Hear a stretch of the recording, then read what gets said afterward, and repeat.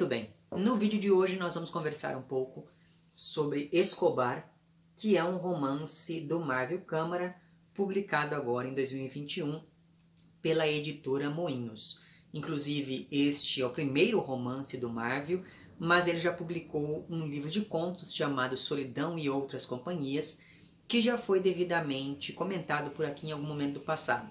Caso você não tenha visto aquele vídeo, eu vou deixar o link para ele lá embaixo, e eu gostaria de aproveitar esses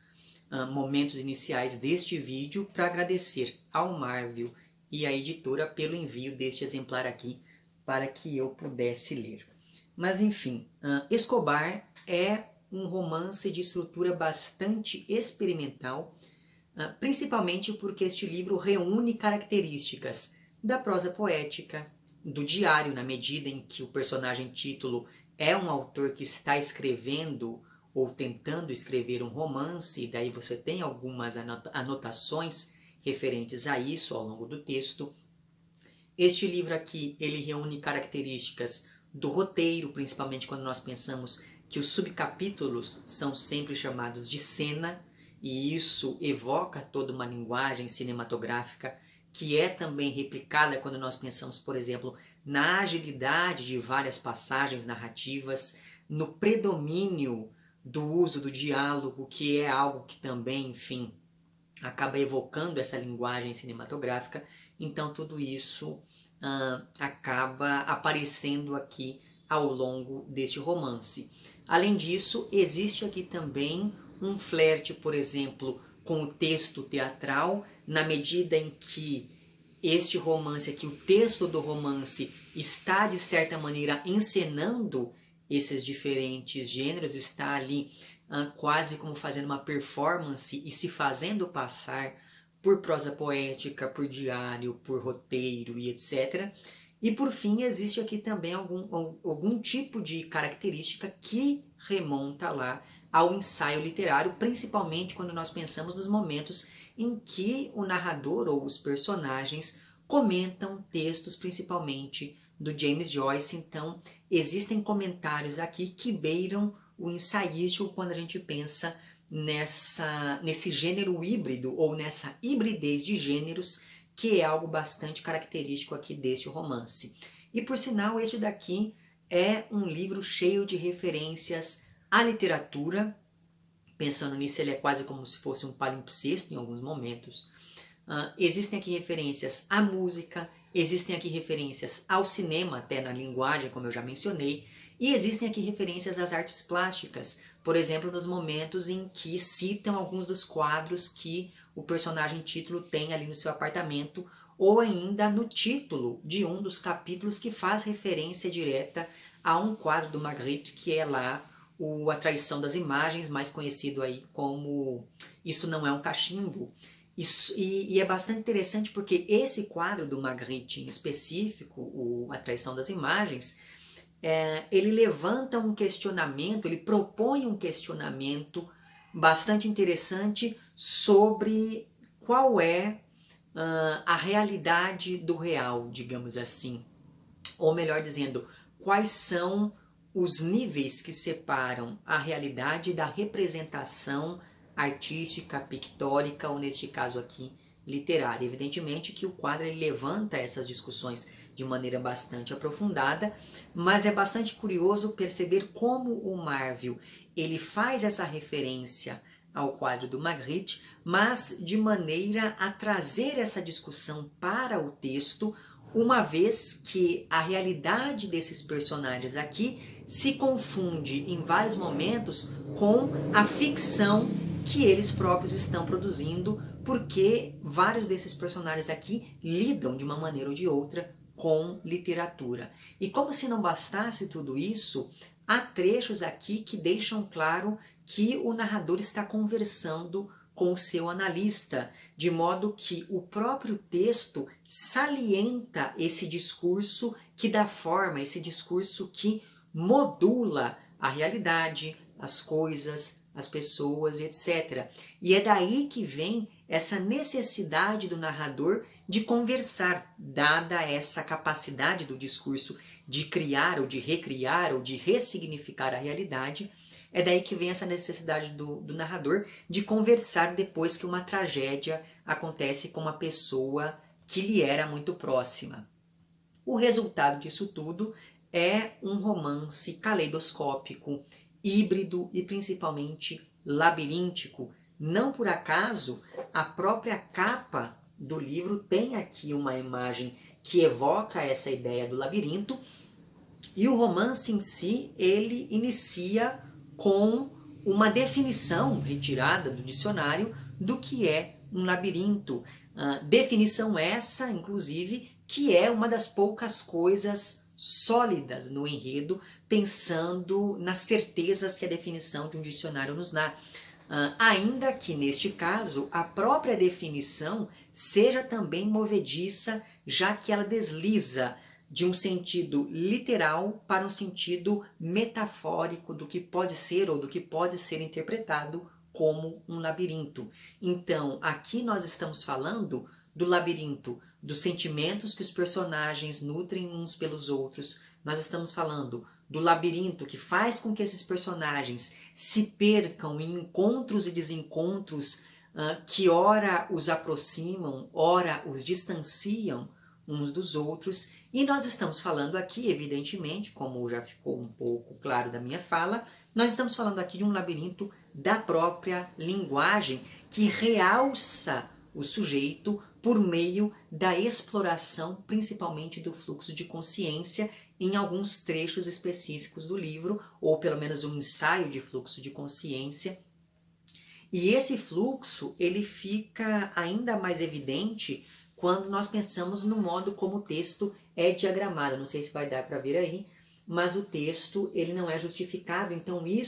essa mancha do texto na página acaba dando essa ideia de algo completamente, enfim, descontrolado, digamos, como se o texto seguisse mesmo um ritmo que lhe fosse natural. Então, no meio desses vários labirintos, nós vamos acompanhando a amizade e o amor que aproximam homens e mulheres de maneira completamente indistinta, o que é interessante, já que isso naturaliza todas as formas de relação que nós vamos ter aqui. Por exemplo, o protagonista, ele foi criado por um casal de mulheres, e isso aparece sem muito estardalhaço no romance, ainda que esse detalhe seja importante depois, em dada altura do enredo, para que o autor consiga explorar um pouco do passado familiar do personagem título. Então é bastante interessante observar como essas, digamos, como essas formas de amor variadas acabam aparecendo aqui, cada uma à sua maneira, respeitando ali as suas singularidades.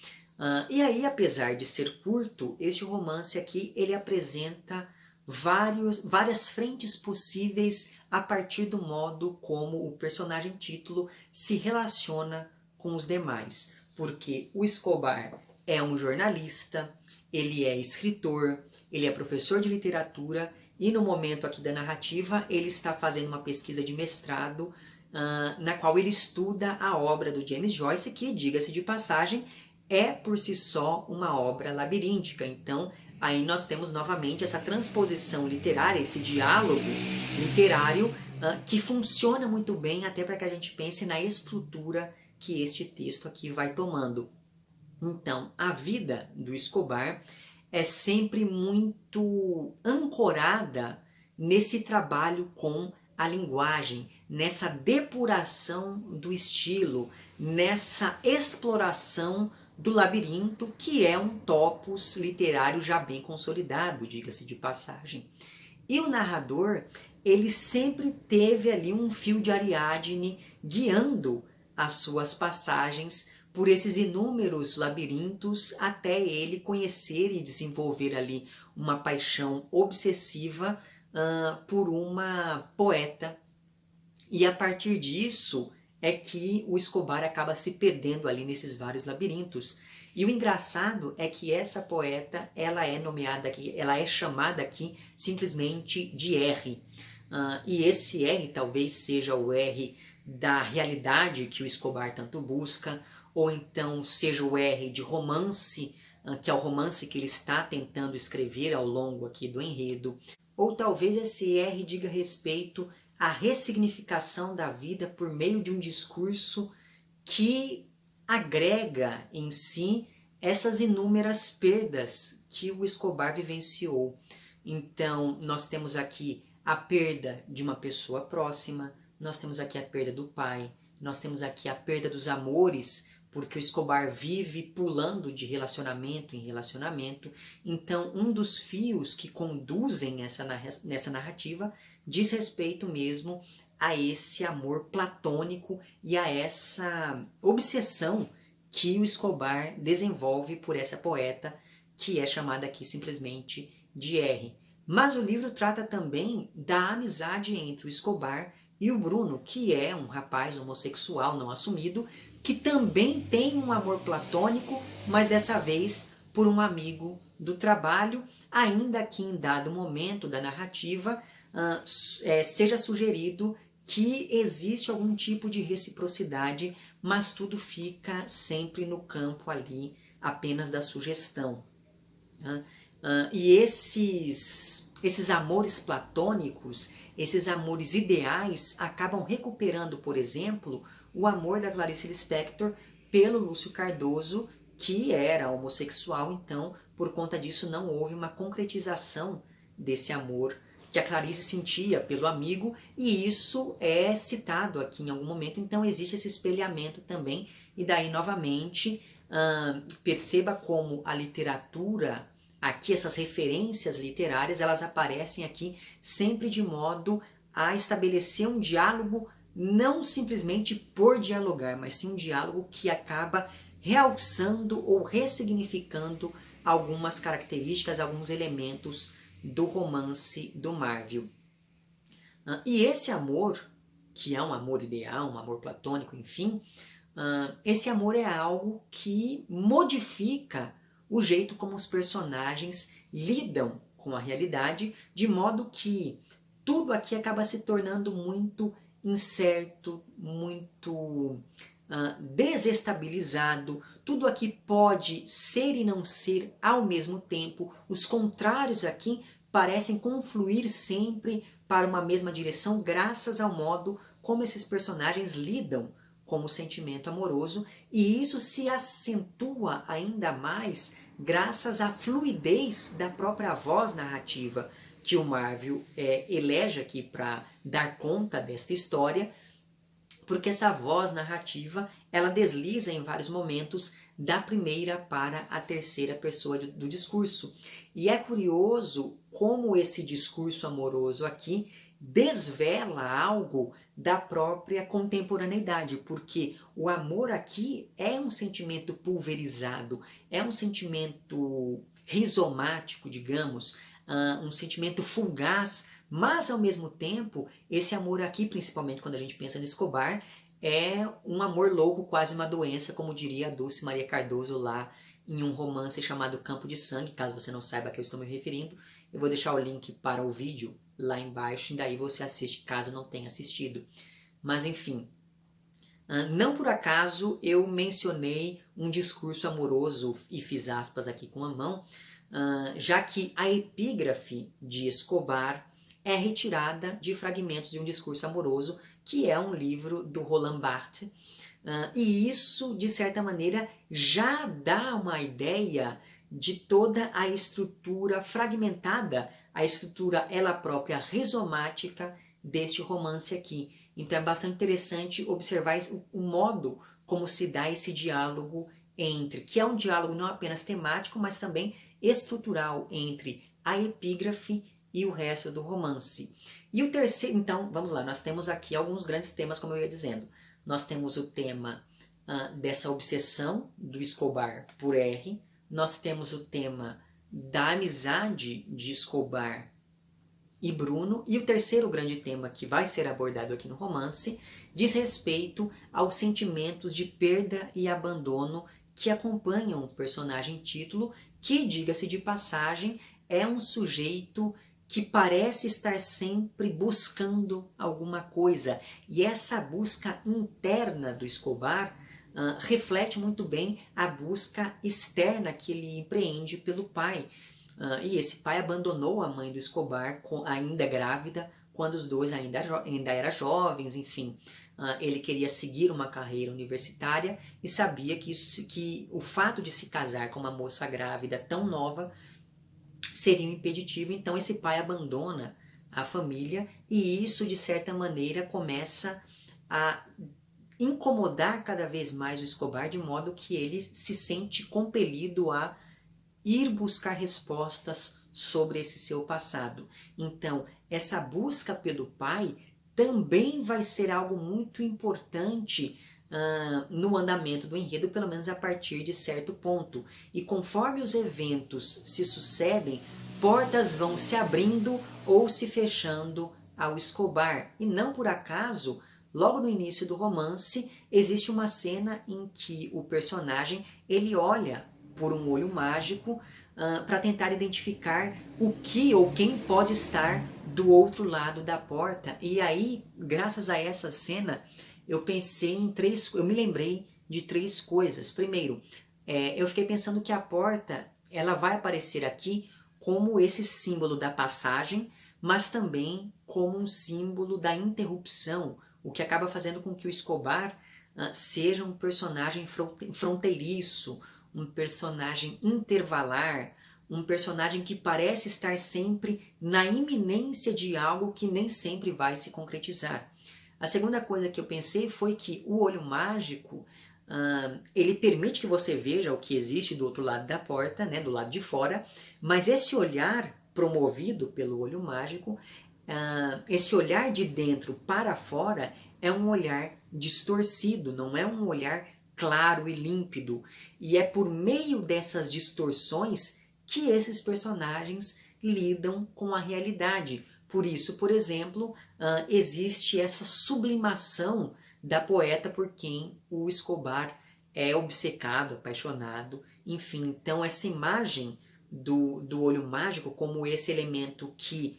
auxilia por um lado, mas distorce por outro, né, mas atrapalha por outro, foi algo que me chamou bastante atenção. E como isso está logo no início do romance, me parece que isso nos oferece uma chave de leitura bastante interessante para que a gente entenda o modo como a visão acontece aqui neste enredo. E a terceira coisa da qual eu me lembrei foi o seguinte: essa cena toda do olho mágico me fez lembrar de Estorvo, que é um romance lá do Chico Buarque, para o qual inclusive já há vídeo por aqui,